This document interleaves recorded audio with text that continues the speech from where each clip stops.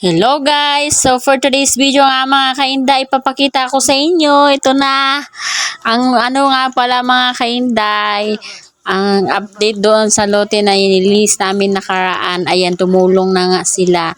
Pati yan yung yung tito kong apam. Ay sumama na rin. Ayan sa bubong ka ng basura. Pumunta lang siya sa Pilipinas para makaano ng basura nga mga kainday. So, syempre, ayan sila masisipag talaga kaya tulong-tulong ayan ng aking mga tiyahin. Ayan sila. So, yun lang for today's video nga mga kainday. Alam kong na-miss nyo ang boses ko at na-miss nyo rin ang update ko sa araw-araw nga mga kainday. Pagpasensyaan nyo at wala nga talaga akong video for today. Bye! So, ito na. Papunta na pala tayo at tutupad na tayo. Ngayon, alas 10 sa lokal ng Bagong Silang 5. Hello! Shout out mga kapatid.